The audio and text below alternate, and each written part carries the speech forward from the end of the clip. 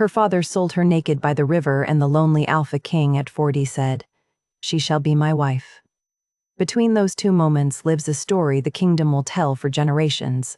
The girl's name was Saskia, though the crowd at the auction didn't care to learn it. They cared only that she carried witch blood in her veins, that she was young and terrified and bound in iron chains that burned silver marks into her wrists. They cared that her father, a desperate man drowning in debts he couldn't pay, had stripped her of everything and left her shivering on the stone where discarded women were sold to the highest bidder. The king's name was Caelan, though he stood among the slavers in disguise that morning. He had come to the river to identify criminals for execution, not to find the one thing his wolf had been waiting 40 years to claim. But the moment he caught her scent, wild lavender and storm water, river clay and something ancient he didn't have words for, his inner wolf, silent for 2 decades, roared a single word: mate. He didn't bid. He didn't negotiate. He wrapped her in his cloak, broke her chains with his bare hands, and spoke vows that bound them under laws older than the kingdom itself. What neither of them knew was that the palace high priestess had been waiting 20 years for the king to show weakness. That wolf-witch bonds could be weaponized by those who understood the old magic. That the girl trembling in the king's arms carried a gift powerful enough to cleanse a kingdom or destroy it. This is the story of how a king learned that some bonds are not chains, how a witch discovered that power is not what others take from you, but what you reclaim for yourself, and how a kingdom poisoned by decades of treachery was healed by the one thing no one expected: a love forged in the space between degradation and destiny. But to understand how it all unraveled and how it all came together, we need to go back to the river, to the dawn that changed everything, to the moment Saskia opened her eyes and realized she was naked, bound, and about to be sold. Cold was the first thing she felt. Stone beneath her back, metal burning her wrists, air sharp against bare skin. Saskia opened her eyes to gray dawn light and the smell of the river. She was naked.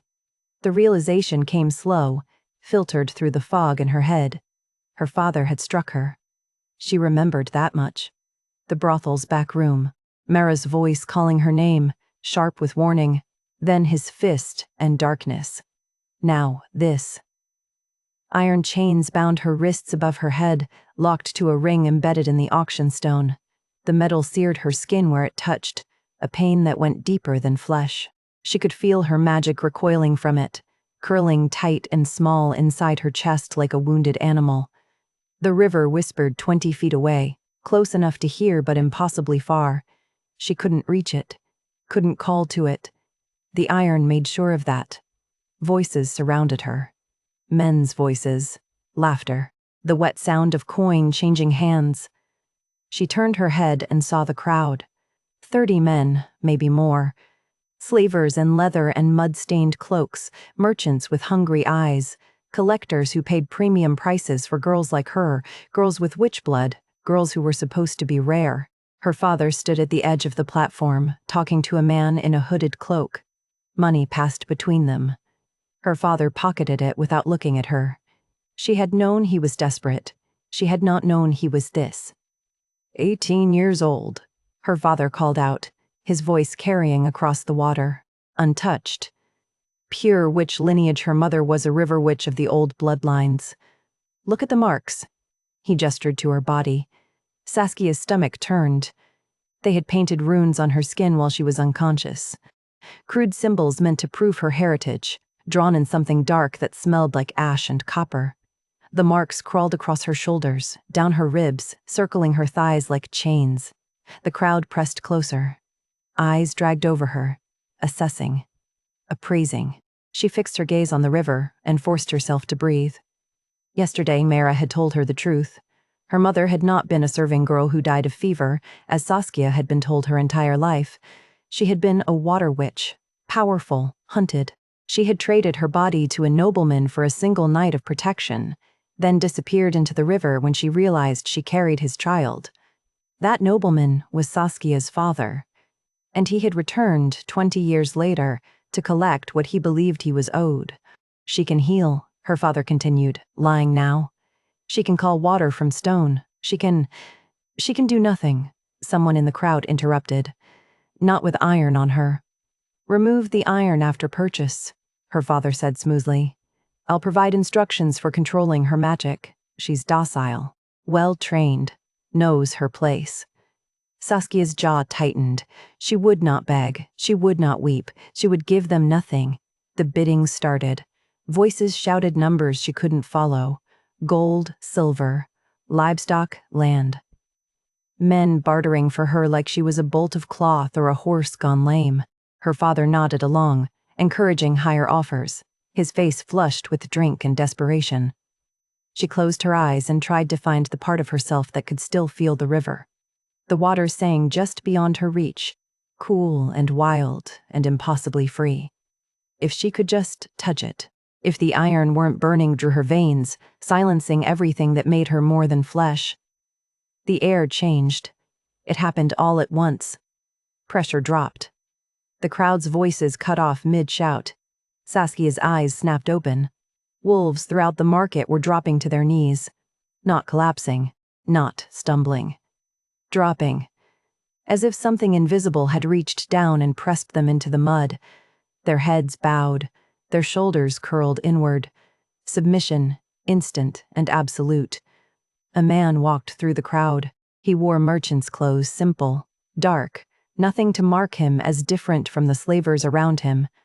But the crowd parted for him like water around stone. No one met his eyes. No one spoke. Even her father went silent, his face draining of color. The man's gaze swept the market. Then it landed on Saskia. And stopped. He went utterly still. Saskia stared back at him, unable to look away. He was older than the men around him, 40, maybe more, dark hair threaded with silver, a scar cutting through his face from brow to jaw, amber eyes that burned like coals in firelight. Those eyes widened. Just for a heartbeat. Just long enough for her to see something flicker across his expression.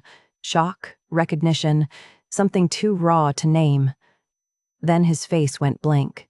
He moved. 3 strides brought him onto the platform. He shrugged off his cloak without breaking eye contact with her, and the crowd gasped, not at the cloak, at what removing it revealed, scars. Dozens of them, crisscrossing his forearms and throat. The marks of a man who had survived battles that should have killed him. He draped the cloak over her body. Heavy wool, still warm from his skin, smelling of pine and smoke and something wild she had no name for. It covered her completely, sheltered her. Then he reached for the chains. Wait, her father started. The man didn't wait. He gripped the iron with both hands and pulled. The metal screamed. Then it shattered. Pieces of chain fell away, ringing against stone. The iron cuffs split open, leaving angry red burns on Saskia's wrists but freeing her hands. The man caught her before she could fall, lifting her into his arms as easily as if she weighed nothing. His touch was careful, reverent. She shall be my wife. The words rang out across the market, clear and absolute. Not a question, not a negotiation, a vow. The man who called her his wife began to speak in a language Saskia had never heard. The words rolled off his tongue like water over stone, ancient and rhythmic. Wolf tongue, she realized. The old language her mother must have known. He spoke without hesitation, without notes, as if the vows had been carved into his memory long before this moment. The crowd had gone deathly silent. Saskia stared up at him from where she lay, cradled in his arms, wrapped in his cloak. His amber eyes never left hers as he spoke. She didn't understand the words, but she felt them. Each syllable landed against her chest like a physical thing, warm and binding. Then he switched to the common tongue. By water and wolf, by moon and current, I claim this woman as my own. She is my mate under the old laws, my wife under the sacred pacts between predator and witch. Let any who would contest this speak now, or be bound to silence forever. No one spoke. No one moved. Her father stood frozen at the edge of the platform, his face chalk white. The man holding her turned his gaze to the crowd. When he spoke again, his voice changed. It dropped lower, resonated deeper, and every wolf in the market flinched as if struck. Alpha voice. This market is dissolved. Every slaver here has 1 hour to leave my kingdom. If you are found within my borders after dawn, you will hang. The crowd scattered like leaves in a storm. Men grabbed their coin purses and ran. Horses whinnied. Carts overturned in the chaos.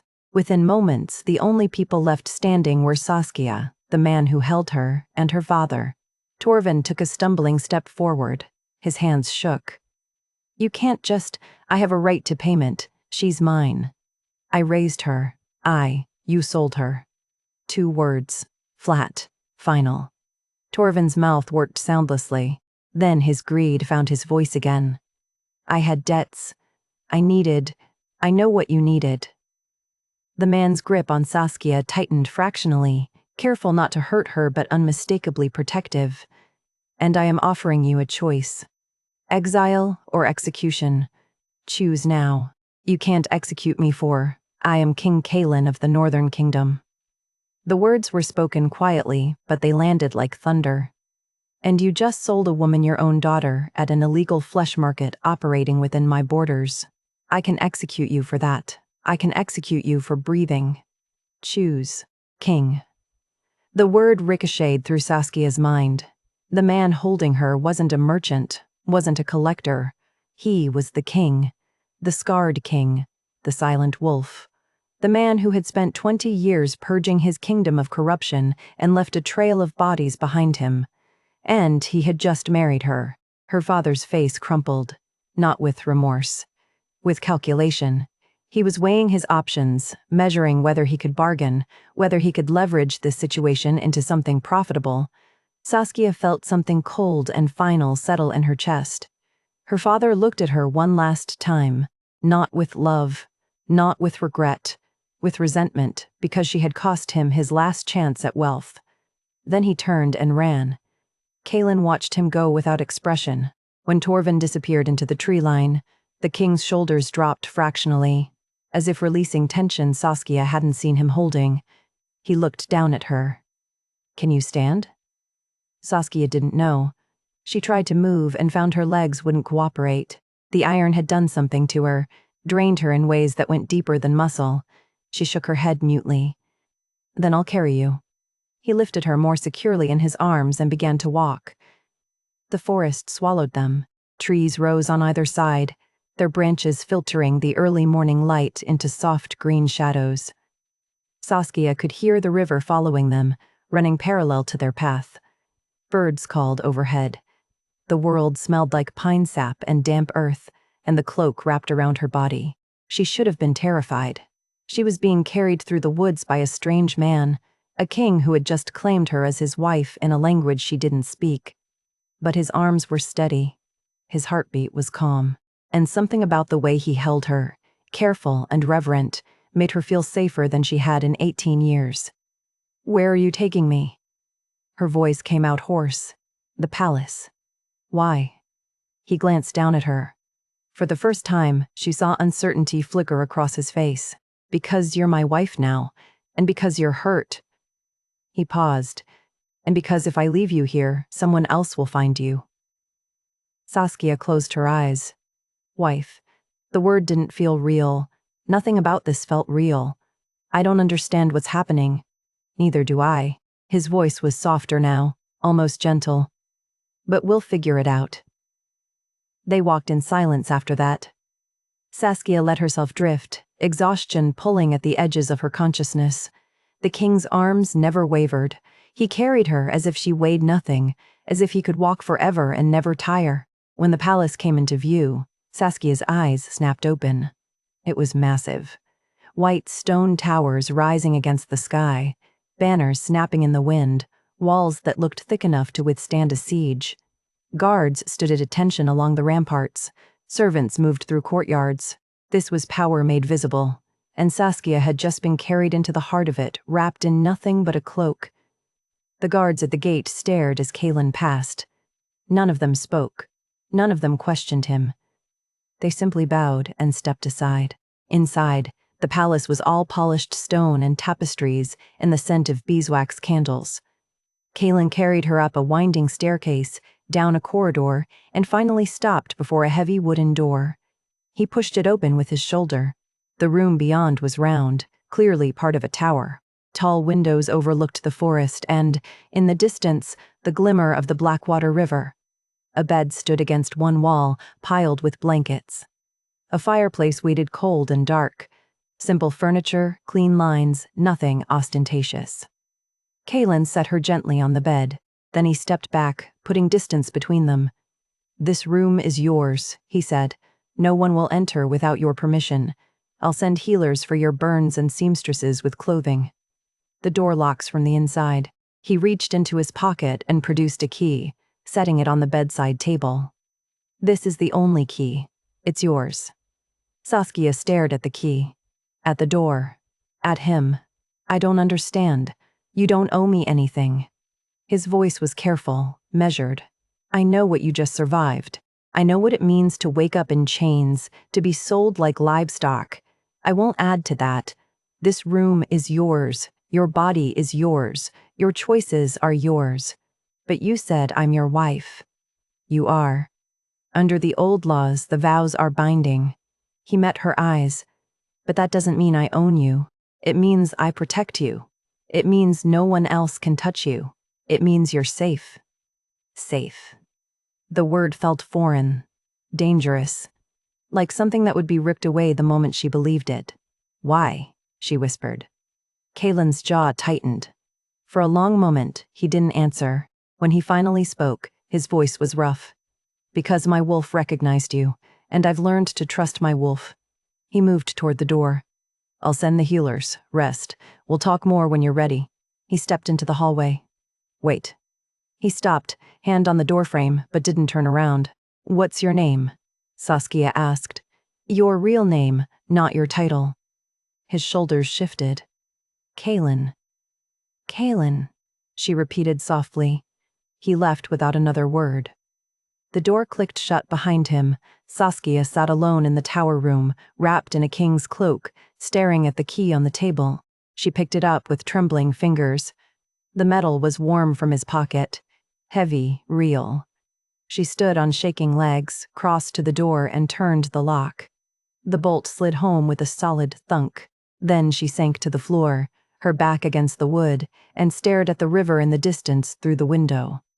The same river that had witnessed her degradation. The same water that had called to her magic before the iron silenced it. She was in a palace now, married to a king, given a locked door, and a promise of safety. And she had absolutely no idea if she'd just been saved, or if she'd simply traded one cage for another. The healer came on the second day. Saskia heard the knock and froze, her hand on the key she'd been turning in the lock every few hours just to prove she could. The sound came again, soft and patient. "My lady." A man's voice, gentle. "The king sent me to tend your wounds. I'm Brother Osric, the palace healer. I won't enter without your permission." Saskia's wrists still burned where the iron had touched them.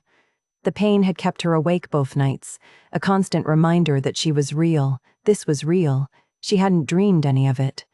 She opened the door a crack. The man on the other side was younger than she expected, maybe 30, with kind brown eyes and the calm demeanor of someone who had seen suffering and learned to meet it with steadiness. He held a leather satchel and kept his hands visible. "May I come in?" he asked. "I'll leave the door open if you prefer." Saskia stepped back. He entered, set his bag on the table, and began laying out supplies. Salves, bandages. Herbs she recognized from the brothel's small garden. "I'm going to explain everything before I do it," Osric said. "You can tell me to stop at any time. Understood?" She nodded. He was true to his word. Every touch was announced. Every treatment explained. When he cleaned the burns, he worked with a gentleness that made her throat tight. No one had touched her like this before, as if her body belonged to her, as if her comfort mattered. "These will scar," he said quietly, wrapping fresh bandages around her wrists. "But they'll heal. Iron burns always leave a mark, but the pain will fade." "Thank you," Saskia whispered. Osric met her eyes. "The king said you might not want male attendants. I can send female healers tomorrow if you prefer. You're fine." The words came out steadier than she felt. You didn't hurt me. Something in his expression softened. Good. I'll check on you again in 3 days. He left. The seamstresses came next, carrying armloads of fabric. High-necked dresses, long sleeves, soft wool and linen that felt like armor against the world. Saskia accepted it all without speaking, and the women didn't press her for conversation. By the 3rd day, she realized no one was demanding anything from her. No chores, no expectations. Just the tower room, the locked door, and the view of the river that called to something deep in her chest. On the 4th evening, Caelan knocked. Saskia's pulse jumped. She hadn't seen him since he'd left her here. Part of her had wondered if he'd forgotten about her already, married her and moved on to more important matters. She opened the door. He stood in the hallway, still in his formal clothes from whatever duties filled a king's day. He looked tired. The shadows under his eyes were darker than she remembered. May I sit? He asked, gesturing to the threshold. Saskia nodded. He settled on the floor outside her room, his back against the doorframe. She sat on her side, leaving the door open between them, close enough to talk, far enough to feel safe. How are your wrists? He asked. Healing. Good. He was quiet for a moment. You don't have to talk to me if you don't want to. I just thought, I didn't want you to be alone all the time, unless you prefer that. I don't know what I prefer, Saskia admitted. Caelan's mouth quirked in something that wasn't quite a smile. That's honest. They sat in silence. It should have been awkward, but it wasn't. The quiet felt deliberate, chosen, like they were both learning a new language, and silence was the first word. Can I ask you something? Saskia said finally. Anything. Why did you marry me? Caelan turned his head to look at her. His amber eyes caught the lamplight. My wolf recognized you as my mate. It's a bond, something deeper than choice. When wolves find their mates, they know, instantly, absolutely. He paused. But that doesn't mean you're required to accept it. The bond only completes if both parties choose it. I don't understand. Neither do I, entirely. His voice was rough. I've ruled this kingdom for 20 years. My wolf has been silent for most of that time. Then I saw you on that stone, and it woke. It knew you, and I trust my wolf more than I trust most people. Saskia pulled her knees to her chest. Wolves are supposed to hunt witches. Old superstition. The pacts between wolves and witches are older than the fear. We're meant to balance each other, not destroy each other. He looked at her steadily. You're not my enemy. You're my mate, if you'll have me. The weight of those words settled between them. I don't know how to have anyone, Saskia whispered. Then we'll learn together. He didn't push, didn't reach for her. Just sat there on the other side of the threshold, offering her the choice. After a while, he stood. I'll come back tomorrow, if that's all right. Yes. He did. And the day after that, sometimes they talked, sometimes they didn't. Saskia found herself listening for his footsteps in the evening, found herself opening the door before he knocked. On the 7th day, she ventured outside. The palace gardens were vast, winding paths through beds of flowers and herbs. Saskia walked them at dawn when no one else was awake. The air smelled like rosemary and lavender. Birds sang overhead. She found a stone bench near a fountain and sat, letting the sound of water soothe something raw inside her. Caelan found her there on the 8th morning. May I join you? He asked. She nodded. He sat on the other end of the bench, leaving space between them. Do you know the names of these? He gestured to the herbs growing nearby. Some. Saskia leaned forward. That's river balm. It only grows near water. And that's moonthread witches use it for healing. Teach me. So she did. They walked the garden together, Saskia naming plants while Caelan listened with an attention that felt like being seen. He asked questions, real questions, not tests. He wanted to know how water remembered, why some herbs only bloomed at night, what her mother might have known about the old magic. I never met her, Saskia said quietly. Mara, the woman who raised me, she told me my mother disappeared into the river. That's all I know. I'm sorry. Don't be. I survived. Caelan's gaze was steady. You did more than survive. You're here. The words hit harder than they should have. They began spending mornings in the garden and evenings in the library. Caelan would work at his desk while Saskia curled into the corner of the sofa with a book. Sometimes he read aloud to her poetry, histories, old stories about the kingdom before it became what it was now. His voice was different when he read. Softer. Less guarded. Saskia found herself watching him when he wasn't looking. The way his shoulders dropped when he thought no one was paying attention. The way he rubbed the scar on his jaw when he was thinking. The way his hands moved over pages, careful and deliberate. She wanted to ask about the scar, about his brother, about the loneliness she could smell on him like smoke. But she wasn't ready. Not yet. On the 14th evening, exhaustion caught up with her. She'd been reading while Caelan worked, and the warmth of the fire and the sound of pages turning lulled her into heaviness. Her eyes closed. She woke in her own bed. Sunlight streamed through the windows. Saskia sat up, disoriented. She was still dressed, still wearing her shoes. But she was in her tower, tucked under blankets, and Caelan's cloak lay draped across the foot of the bed. He must have carried her. Again. She picked up the cloak, brought it to her face, and breathed in. Pine and smoke and something wild she was starting to recognize as him. Her chest tightened with something she didn't have a name for. Not gratitude, not obligation, want. She wanted him to stay next time. Caelan asked her to dinner on a night when rain drummed against the tower windows. Not in the great hall, he said, standing at her threshold as he always did. Here, in your tower, if you'll allow it. Saskia's pulse jumped. 3 weeks of careful distance, of almost touches and words spoken across thresholds. 3 weeks of learning the shape of his loneliness and letting him see the edges of hers. He arrived an hour later with servants carrying covered dishes.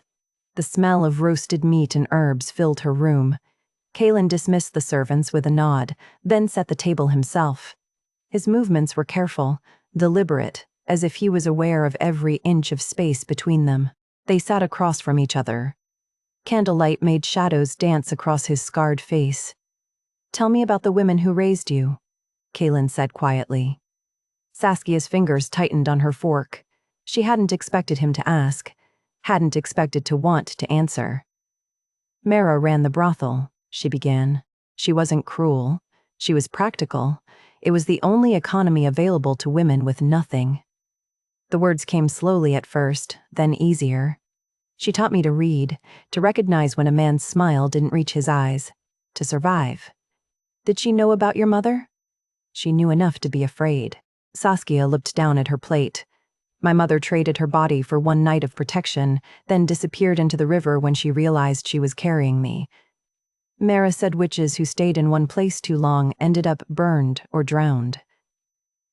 Caelan's jaw tightened. "Your mother was hunted, for what she was." "Yes." The silence stretched between them, heavy with things unsaid. "My brother died because of me," Caelan said finally. Saskia's head snapped up. His eyes were fixed on the candle flame, distant and aching. "We were 19. There was an ambush nobles loyal to the old corruption, trying to prevent my father's reforms. They wanted me dead. My brother stepped in front of the blade meant for my throat."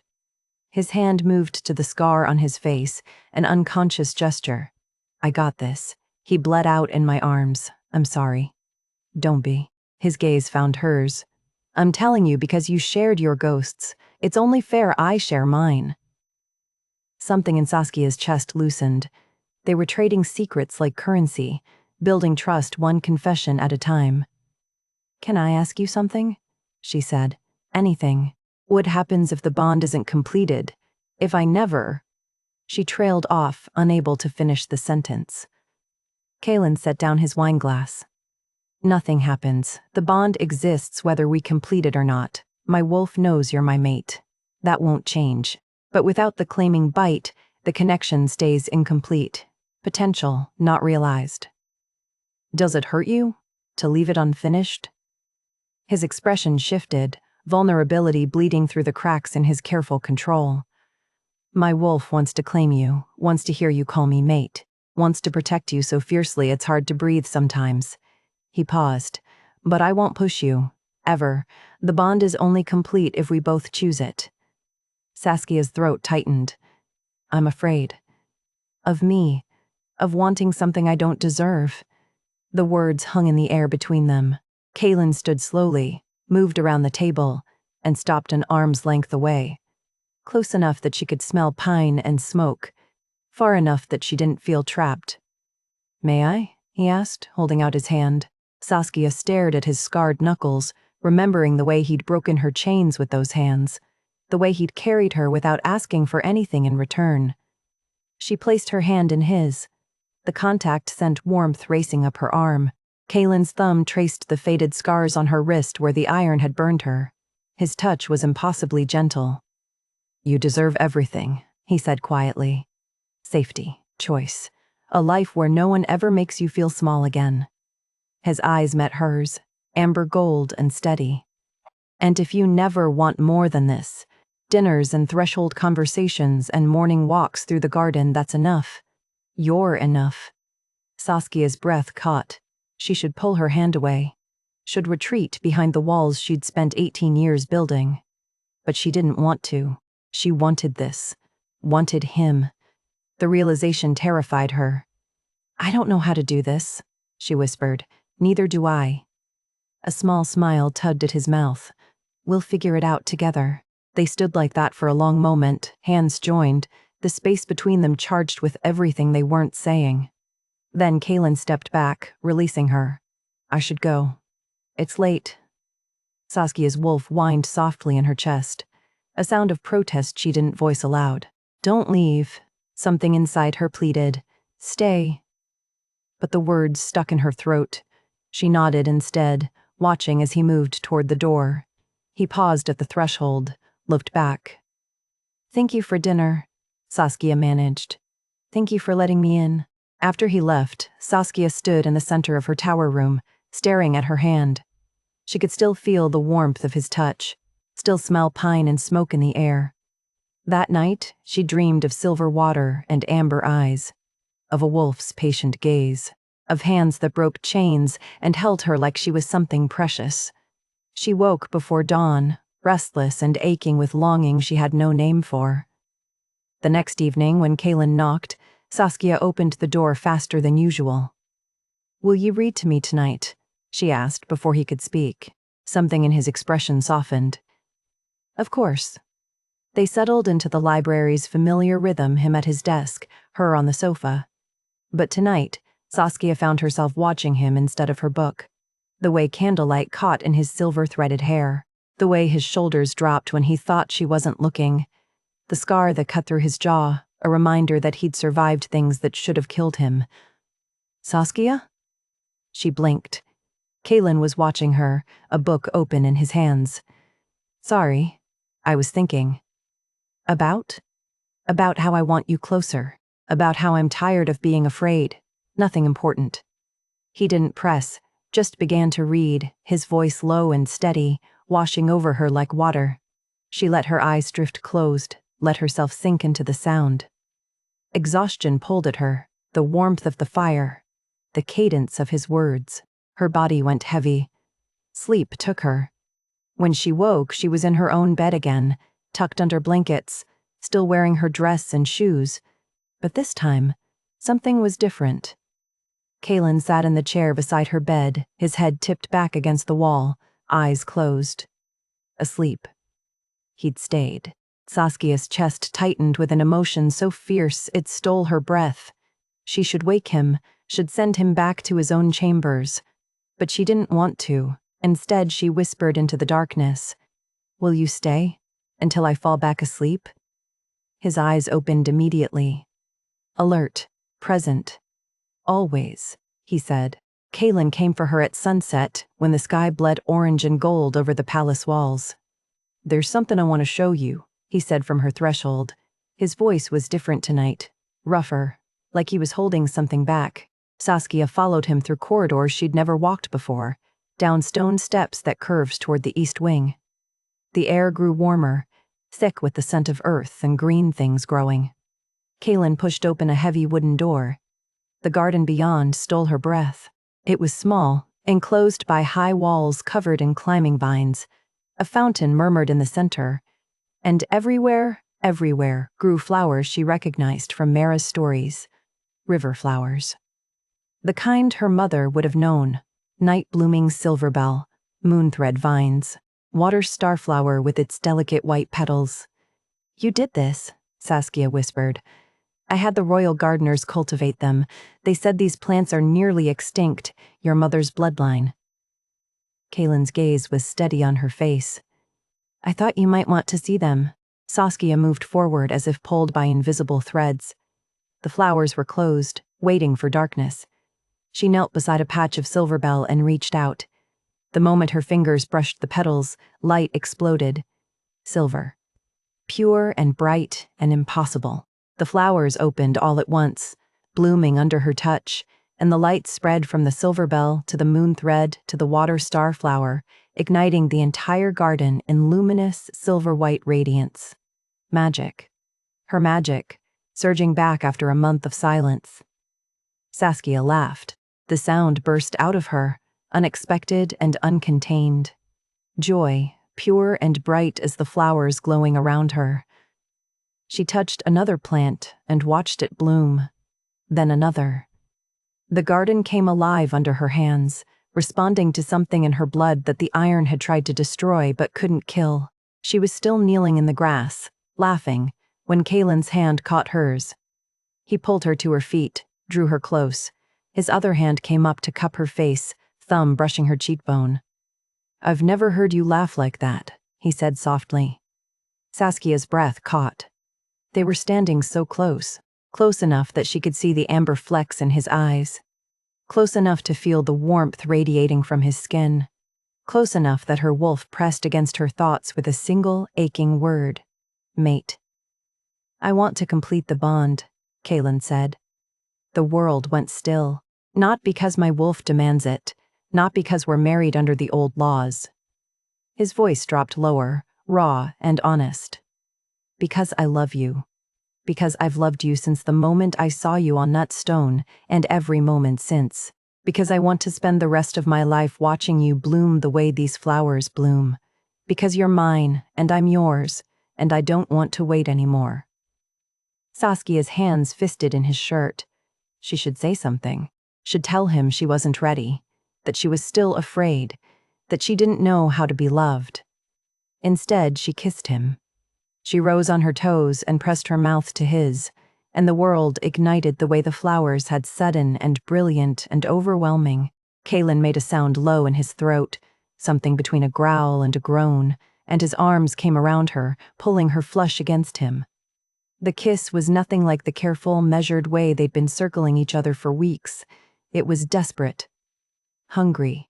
Everything Saskia had been holding back, poured into it, the longing, the wanting, the terrible ache of needing him and being terrified of what that meant. Caelan's hands tangled in her hair. Saskia's fingers found the warm skin at the nape of his neck.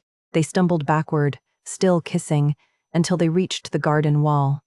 He pressed her against the stone, and she could feel his heart hammering against her chest, could smell pine and smoke and something wild and clean that was purely him.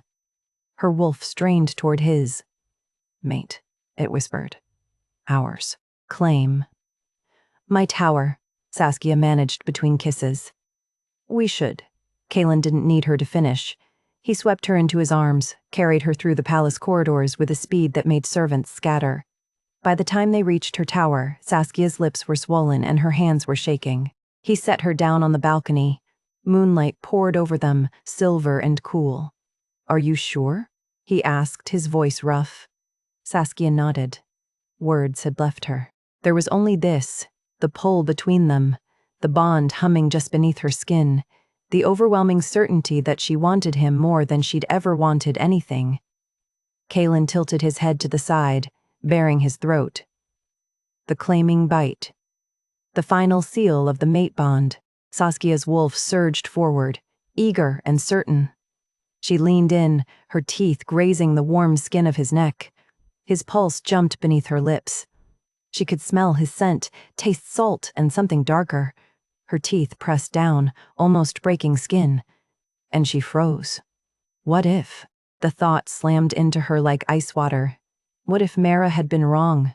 What if her mother hadn't disappeared into the river to hide? What if she'd disappeared because she was poison? What if witch blood and wolf blood didn't balance, they destroyed? What if Saskia marked him and the bond killed him slowly, draining him the way her mother must have drained her father until he became the weak, desperate man who sold his own daughter? What if she was only good for being sold, and this love, this bond, this beautiful, impossible thing was just another trap? Saskia jerked back. Her hands trembled. I can't. Caelan's eyes opened, amber gold and full of confusion. Saskia, I can't. I'm sorry, I can't. The words tumbled out. What if I hurt you? What if I'm poison like my mother? What if the bond is wrong and loving me kills you? What if I'm not? What if all I'm good for is stop? His voice was gentle but firm. You're not poison. Your mother wasn't poison. Whatever happened to her, it wasn't because she was cursed. You don't know that. I know you. He reached for her hands, but she pulled away. Please leave. Saskia, please. Her voice broke. I need you to leave, now. Pain flickered across his face, raw and deep, but he stepped back, lowered his hands, moved toward the door. At the threshold, he paused. This isn't over. I'm not giving up on you. On us. Then he was gone. Saskia sank to the floor of the balcony, her back against the stone, and pressed her hands over her mouth to hold in the sound trying to escape. She'd ruined it. She'd had everything, his love, his patience, his offered throat, and she'd pulled away because she was too broken to believe she deserved it. Outside her window, a wolf's howl split the night. Anguished. Bereft. It went on and on, echoing across the palace grounds, and Saskia knew it was Caelan's wolf crying out for the bond that almost was. She wrapped her arms around herself and whispered into the empty room, to the man who couldn't hear her, the words she should have said. I love you too. 2 weeks passed, and Caelan began to fade. Saskia noticed it first in the mornings. He arrived at her tower later than usual, his footsteps heavier on the stairs. The shadows under his eyes deepened. His skin took on a grayish cast that made the scar on his face stand out like a wound reopened. You look tired, she said one morning, reaching for his hand. He pulled away. Not unkindly, but deliberately. I'm fine. He wasn't fine. By the end of the first week, the entire court had noticed. Whispers followed Saskia through the palace corridors. Servants averted their eyes when she passed. The guards at her tower door shifted uncomfortably, as if standing watch over something dangerous. On the 8th day, Saskia found dead plants outside her door, moon-thread vines, withered and black. Water starflower with petals turned to ash. The same plants that had bloomed silver under her touch in the garden now looked drained, lifeless, as if something had sucked the magic out of them. Her wolf went silent in her chest. On the 10th day, a servant came to her tower with a message. The council requested her presence in the throne room. Saskia walked through the palace with her head high and her hands steady, even though her pulse hammered in her throat. The throne room doors opened. Every seat in the council chamber was filled. Caelan sat on his throne, and Saskia's breath caught. He looked like he was dying. His face was gaunt. His hands, resting on the arms of the throne, trembled slightly. The amber gold eyes that had watched her with such warmth now held exhaustion so deep it made her chest ache. Lady Vera stood before the council in her white robes, her silver hair immaculate, her pale blue eyes calm and cold. Your Majesty, Vera said, her voice carrying through the chamber. The council has grave concerns about your health. Caelan's jaw tightened. My health is not the council's concern. It is when your weakness threatens the kingdom. Vera turned to address the assembled nobles. The king has been declining since his marriage to the witch. We have all witnessed it. Exhaustion. Weight loss. A weakening that grows worse each day. Murmurs rippled through the chamber. I have brought evidence, Vera continued. She gestured. And servants entered carrying withered plants, preserved in glass cases. These were found outside the queen's tower. Plants drained of life, Animals have been discovered near the river gate, their bodies emptied of blood, and multiple servants have reported seeing Her Majesty's eyes glow silver in the darkness. Saskia's hands clenched into fists. She had never touched those animals, had never even walked to the river gate at night.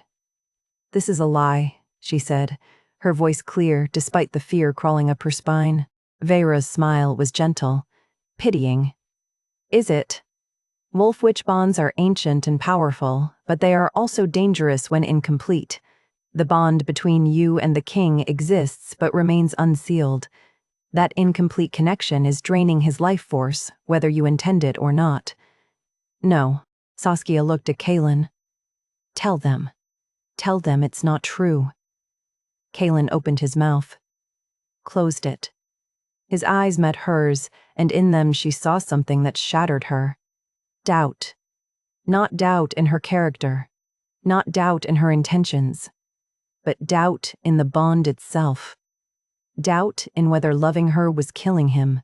"The king is too weak to see clearly," Vera said softly. "He has been bewitched. We must act to save him, even if he cannot save himself."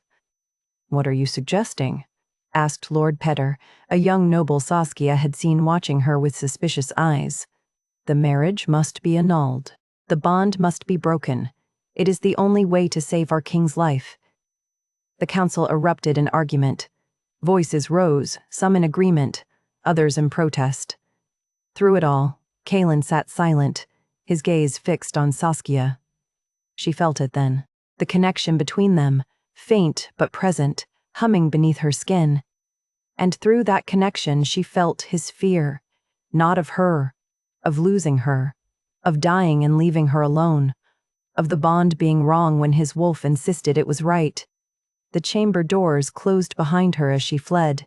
That night, Saskia stood outside Caelan's chambers, her hand raised to knock. She had made her decision. She would complete the bond, would give him the claiming bite he'd offered in the garden. If she was truly draining him, the completed bond might stop it. And if she wasn't, if this was all lies, the bond would prove it. She knocked. "Come in," came his voice, rough with exhaustion. Saskia pushed open the door. Caelan sat in a chair by the fire, still dressed, as if he'd been too tired to change. When he saw her, something flickered in his eyes. Hope, maybe, or longing. "I want to complete the bond," Saskia said. Caelan stood slowly. "Saskia, tonight, now. Whatever is happening to you, maybe the bond will fix it. Maybe." She stopped. Because up close, in the firelight, she could see just how weak he was, the way he swayed slightly on his feet, the tremor in his hands, the hollows beneath his cheekbones. Vera was right. The thought slammed into her like a fist. He was dying. And the only thing that had changed in his life was her. "I'm poison," she whispered. "You're not. Look at you." Her voice broke. "You're dying, and it's because of me, because you bound yourself to me. Because I'm cursed just like my mother was." "Your mother wasn't cursed. How do you know?" Saskia backed toward the door.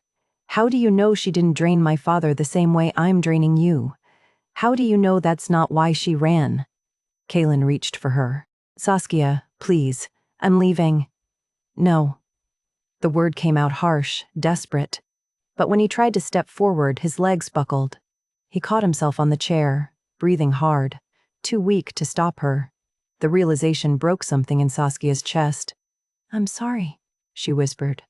"I'm so sorry. I thought I wanted." She couldn't finish. "Goodbye, Caelan." She ran. Back to her tower. She locked the door and sank to the floor, her back against the wood, and finally let herself break. Sobs tore through her chest. She pressed her hands over her mouth to muffle the sound, but it came anyway. Grief and guilt and the terrible certainty that loving him was killing him. Hours passed. Midnight came and went. The palace went silent. Saskia stood, walked to her bed, picked up Caelan's cloak, the one he'd wrapped around her on the auction stone, the one she'd kept all this time. She folded it carefully, left it on the bed. Then she unlocked her door and walked out of the palace into the night, heading for the only place she'd ever truly belonged. The river. The auction stone stood exactly as she remembered it. Saskia approached slowly, her bare feet silent on the damp earth. The Blackwater River murmured beside her, the same water that had witnessed her degradation, the same current that had called to her magic before the iron silenced it, before she became poison. She stopped at the stone's edge, ran her fingers over the cold surface. This was where her father had bound her, where the crowd had leered, where Caelan had found her and changed everything, where it should have ended. Saskia pulled Caelan's cloak tighter around her shoulders. She'd taken it from her bed before leaving the palace, couldn't bear to leave it behind. It still smelled like him, pine and smoke and something wild that made her chest ache. She folded the cloak carefully, set it on the riverbank where the water wouldn't reach it. Then she removed her dress. The night air was cold against her skin. She should have felt exposed, vulnerable, the way she had on this stone weeks ago, but she felt nothing except the terrible weight of certainty. Better to drown than to kill him. Better to end it here, in the water that knew her mother's name, than to watch Caelan fade because she'd been selfish enough to want him. Saskia stepped into the river. The current wrapped around her ankles, welcoming. She waded deeper. The water rose to her knees, her thighs, her waist, cold enough to steal breath, deep enough to let go. She took another step. The riverbed dropped away beneath her feet. Saskia sank. The water closed over her head. She didn't fight it, didn't struggle. Just let the current pull her down, down, into darkness that felt almost like peace. Her lungs began to burn. Her body screamed for air. But she didn't surface. This was right. This was the water changed. It stopped pulling her down and started lifting her up. Not gently, not gradually. It surged beneath her like a living thing, pushing her toward the surface with a force that felt almost angry. Saskia broke through, gasping. The river didn't let her sink again. It held her, buoyant and warm despite the night's chill. And then it spoke. Not with words, not with sound, but with a presence that filled her chest and her mind and every cell in her body, a voice like 1,000 currents flowing together, ancient and vast and undeniably her mother's. "You are not poison, daughter." Saskia's breath caught. "Mother, you are the cure." The water began to glow. Silver light spread from Saskia's skin, illuminating the river around her. Her witch marks dormant since the garden, silent through all of Veyra's accusations, blazed to life across her shoulders and collarbone. Not the crude runes the slavers had painted. These were flowing, beautiful, intricate patterns that looked like moonlight on water. Her mother's legacy, her true birthright. And with the light came visions. The river showed her everything. She saw Veyra in the old king's chambers, pouring poison into his wine, saw her whispering to assassins, orchestrating the ambush that killed Caelan's father and his brother, saw 20 years of corruption, wells poisoned, curses planted in the palace wards, subtle magic worked into the stones themselves to keep the kingdom weak and the people dependent on the temple's blessings. Then Saskia saw the curse on Caelan. It wasn't the bond draining him. It was Veyra's magic, embedded in the palace itself, designed to make him believe his mate was killing him, designed to force him to break the bond which would kill them both, leaving the throne empty for Veyra to claim through a puppet king. The bond wasn't poison. It had never been poison. Veyra had lied, and Saskia had believed her. Rage ignited in Saskia's chest, hot and bright and cleansing. She had run, had left Caelan alone and weakening because she'd been too broken to believe she could be anything but cursed. She'd let Veyra win. Not anymore. The river pulsed around her, responding to her fury. Her magic surged, not just witch magic, but something deeper. The healing gift her mother had carried. The power to cleanse curses, to restore balance, to break the chains Veyra had wrapped around an entire kingdom. "Stay," the river whispered. "Stay safe in the water. You belong here." No, Saskia said aloud. She belonged with Caelan. She belonged fighting for the man who had wrapped her in his cloak and given her the key to her own door. The man who had waited and been patient and loved her when she couldn't love herself. "Rise, daughter." Saskia swam for the shore. She walked out of the river naked and blazing with silver light. Her witch marks glowed bright enough to illuminate the entire riverbank. Power hummed beneath her skin, her mother's gift, finally awakened, finally understood. She was not poison. She was the cure, and she was done running. Saskia picked up Caelan's cloak from where she'd left it, wrapped it around her shoulders. The fabric settled over her glowing skin like a promise. Then she ran, through the forest, past the village, toward the palace that rose white and imposing against the pre-dawn sky. Her feet flew over roots and stones. Her magic lit the path ahead. Her wolf, silent for so long, roared to life inside her chest with a single, blazing certainty. Mate, ours, save him. The sun began to rise as Saskia reached the palace gates. The guards stared at her. A woman wrapped in a king's cloak, glowing with silver light, her hair still dripping river water. "Open the gates," Saskia commanded. Her voice rang with power she'd never known she possessed. The guards dropped to their knees. Saskia strode through the gates, silver light streaming from her skin, and demanded entry to the throne room. The throne room doors stood closed before her. Saskia didn't knock. She raised her hand, and the river answered. Water surged from somewhere deep beneath the palace foundations, responding to her call. The doors exploded inward, blown open by a wall of river water that crashed through the entrance and flooded across the polished stone floor. Every head in the throne room turned. Saskia walked through the broken doors, river water streaming from her hair, her witch marks blazing silver across her skin. Caelan's cloak hung from her shoulders, soaked through but still wrapped around her like armor. The court stared nobles in their finery, guards with hands on sword hilts, council members frozen mid-argument. And on the throne, Caelan. He looked like death. Gray-faced, hollow-eyed, barely able to sit upright. But when he saw her, something blazed to life in his amber gaze. Hope. "The witch returns to face judgment," Vera said from where she stood before the throne. Her white robes were immaculate, her silver hair perfect, her pale blue eyes cold as winter ice. "How convenient. We can proceed with the execution immediately." "There will be no execution," Saskia said. Her voice rang through the chamber, amplified by the magic humming beneath her skin. "Because I am not the poison in this kingdom. You are." Vera's smile didn't waver. "The girl is delusional, Your Majesty. The council has voted.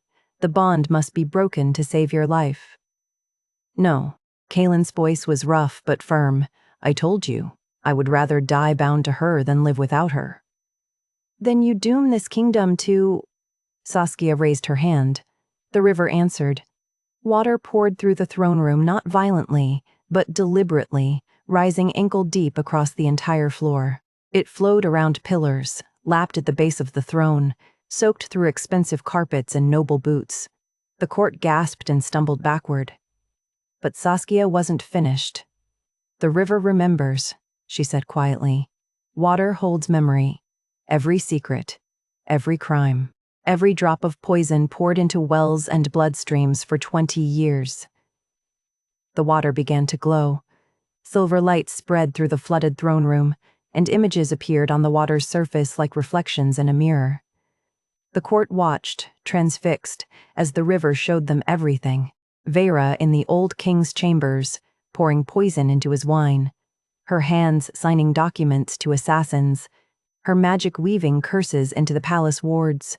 20 years of treason played out in living memory across the water at their feet. The court erupted in shouts. Vera's smile finally cracked. "Lies. Witchcraft and deception." "The water doesn't lie," Saskia said. She moved forward through the flooded throne room, her magic blazing brighter with every step. "You cursed him, not me. You embedded a spell in the palace wards to drain his strength, to make him believe the bond was killing him. You wanted us to break it, because breaking a mate bond kills both parties." "Your Majesty," Vera turned to Caelan, her voice shifting to desperation. "You cannot believe this witch over your own council." Caelan stood, slowly, unsteadily. But as he rose, something changed. The curse that had been draining him, The magic Vera had woven into the palace stones for weeks, shattered like glass. Saskia felt it break, felt the moment Caelan's wolf recognized the truth and tore through Vera's lie with pure, furious certainty. Mate not poison. Never poison. Color flooded back into Caelan's face. His eyes blazed amber gold. When he spoke, his voice carried the full weight of his alpha power. "Lady Vera," he said, descending the steps from his throne, "you are accused of high treason, of the murder of my father, of attempting to murder me, of attempting to murder my mate." His gaze swept the court. "Does anyone dispute what the river has shown us?" Silence. Even Lord Peter, who had argued so passionately for Saskia's execution, had dropped to his knees, staring at the water's damning evidence with horror on his face. Vera backed away. "You don't understand. I was trying to save the kingdom. The temple should rule, not—" She didn't finish. Caelan shifted. Not fully, but enough. His eyes went wolf gold, fangs lengthened, claws extended. He moved with a speed that made the guards look frozen. Saskia's magic surged to meet him, her power wrapped around Vera, holding the High Priestess in place. Water rose from the floor, binding Vera's arms and legs, rendering her immobile. She couldn't run, couldn't fight, couldn't do anything but stand frozen as Caelan's jaws closed around her throat. It was over in seconds. Vera's body crumpled. The curse embedded in the palace wards shattered completely, and Saskia felt it dissolve, felt decades of corruption burn away under the combined force of wolf and witch working together. The water on the throne room floor glowed brighter, then began to drain, flowing back through the broken doors and down into the earth. The throne room stood silent. Caelan straightened, shifting back to human form. He turned to face his court, blood on his mouth, power radiating from every line of his body. "Vera orchestrated my father's assassination," he said, his voice carrying to every corner of the chamber. "She planted curses throughout this kingdom for 20 years. She tried to kill me by breaking my mate bond. Her treason ends here." He looked at Lord Petter, who still knelt in the water. "Anyone who helped her will confess now and face exile. Anyone who stays silent will face execution when they are discovered. Speak." Petter's voice shook. "I didn't know. I swear, Your Majesty. I believed I was protecting the kingdom. I was a fool." "You were," Caelan agreed. "But you were manipulated, not complicit." His gaze swept the rest of the council. "Anyone else?" No one spoke. Caelan's attention shifted to Saskia. She stood in the center of the throne room, still glowing with silver light, still wrapped in his cloak. Their eyes met across the space, and the bond between them hummed with recognition and longing and relief, so fierce it made her knees weak. "He's alive," her wolf sang. "Ours, safe, alive." Caelan crossed the distance between them, stopped an arm's length away. The entire court watched as their king reached out his hand to the witch queen they had condemned. "Saskia," he said softly. She took his hand. The moment their skin touched, the last of the curse dissolved. Silver light pulsed once through the throne room, washing away the final traces of Vera's corruption. And then the court, as one, dropped to their knees. Not in fear, in acknowledgement. Their queen had returned. 5 years later, Saskia walked barefoot along the Blackwater River at dawn. The water sang to her. It always did now, a constant hum beneath her skin that felt like home. She knelt at the river's edge and trailed her fingers through the current, watching silver light bloom where she touched. "Mama, can I try?" Saskia smiled at the small girl beside her, 4 years old, with Caelan's amber eyes and Saskia's riverstone hair. Silver witch marks already traced delicate patterns across her shoulders, the legacy of her mother's bloodline, awakened early and strong. "Go ahead, little one." The child reached out. The river rose to meet her, forming a small wave that danced and swirled at her command. The girl laughed, delighted, and the sound echoed across the water like music. From the tower balcony above, Caelan watched them. Saskia didn't need to look up to know he was there. She could feel him through the bond, warm, steady, absolutely certain. He held their infant son against his chest, the boy's dark hair just visible over his father's shoulder. The kingdom had transformed in 5 years. The river ran clear. The old pax between wolf and witch had been restored, and the two peoples lived in balance for the first time in generations. The brothel where Saskia had grown up was now a school for orphaned girls, run by Mara, who wept every time Saskia visited, and the auction stone. The place where Saskia's nightmare had begun had been destroyed. In its place stood a monument of white marble carved with simple words, "Here stood chains, here rose a queen." "Come on," Saskia said, scooping her daughter into her arms. "Let's go see Papa." She climbed the tower stairs, the girl chattering about the river and magic and everything she wanted to learn. Caelan met them at the door, his free hand reaching for Saskia's waist, pulling her close. "Good morning," he murmured against her temple. "Good morning." He draped his cloak around her shoulders, the same one, carefully preserved, that he'd wrapped around her on the auction stone 5 years ago. Saskia laughed and shook her head. "I don't need it anymore. I know." His amber eyes were warm, full of everything they'd built together. "But I like the way you look in it." Their daughter tugged on Saskia's hand. "Mama, Papa, tell me the story again. How did you meet?" Saskia looked at Caelan. He smiled that rare, devastating smile that still made her chest ache with how much she loved him. "Once upon a time," Caelan began, his voice soft. "By a river," Saskia continued. "A wolf found his mate," they said together, and their daughter, nestled between them as the sun rose over the kingdom they'd saved together, smiled and said, "And they lived happily ever after." "Yes," Saskia whispered, meeting Caelan's gaze over their children's heads. "They did." Thank you so much for listening to Saskia and Caelan's story. If you enjoyed this journey from the auction stone to the throne, I'd love to hear your thoughts in the comments below.